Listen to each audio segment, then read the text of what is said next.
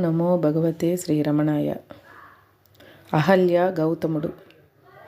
అహల్య పాషాణమై ఉన్నదనడం కూడా మనస్సుకేనా ఏమి అన్నారు ఒక భక్తులు.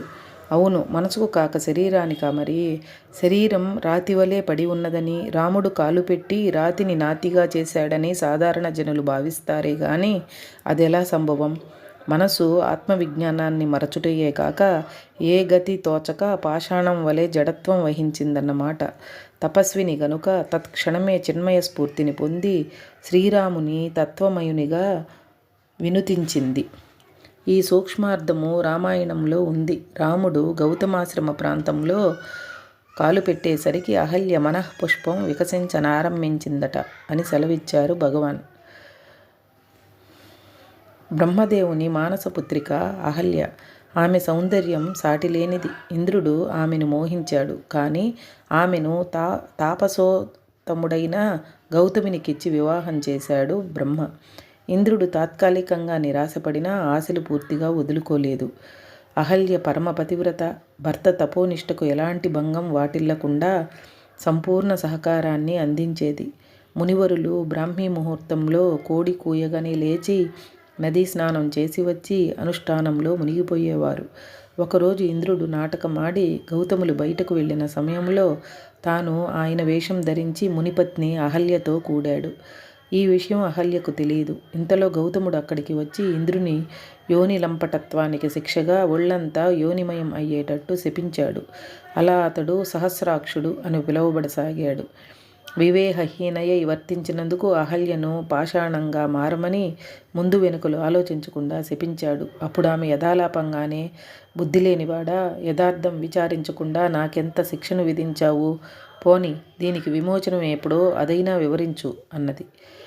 గౌతములు శాంతించి, శ్రీరామావతారం సమయంలో ఆ మహాత్ముని పాదధూళి సోకగానే నీకు శాప విమోచనం కాగలదు అని చెప్పి ఆ చోటుని విడిచి వెళ్ళిపోయారు. గౌతములు వేరే స్థలంలో తిరిగి అనుష్ఠానంలో కూర్చుందామంటే మనస్సు నిలబడక పరిపరివిధాలా పోసాగింది. అంతరా అవలోకనం చేసుకోగా అధర్మంగా తన సతిని శపించుట, ఆమె తనను బుద్ధిలేని వానిగా సంబోధించుట జ్ఞప్తికి వచ్చాయి. బ్రహ్మపుత్రి, సాధ్వి, పతివ్రత శిరోమణి అయిన ఆమె మాటలు ఊరికే పోతాయా? అవి తనకు శాపమై పరిణమించాయని గుర్తించి అందుకు ప్రాయశ్చిత్తం ఈశ్వరుని తాండవ దర్శనమే అని భావించి చిదంబరం వెళ్ళారు. అక్కడ వారికి నీకు తాండవ దర్శనం ఇక్కడ కాదు, త్రిశూలపురం అంటే తిరుచుళ్ళిలో లభిస్తుంది అన్న అశరీరా వాక్కు వారికి వినిపించింది. వెంటనే వారు అవర్త క్షేత్రాభిముఖులై తిరుచుళ్ళి నడిచిపోగా ఆ క్షేత్రాన్ని సమీపించే కొద్దీ చిత్త ప్రసన్నత కలుగుసాగింది.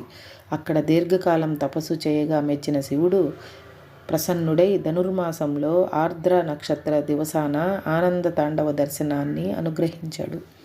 శ్రీరాముని పాదస్పర్శతో పునీతి అయిన అహల్య తన పూర్వస్థితిని పొంది గౌతములను చేరుకుంది. వారు ఆమెతో శివపార్వతి కళ్యాణోత్సవములను దర్శించి తరువాత గృహస్థ జీవితం ఆరంభించవచ్చును అన్నారు.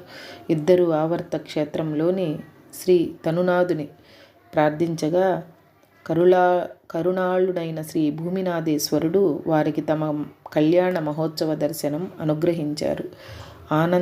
ఆనంద తుందిల హృదయార విందులైన అహల్య గౌతములు తమ పూర్వాశ్రమం చేరుకున్నారు.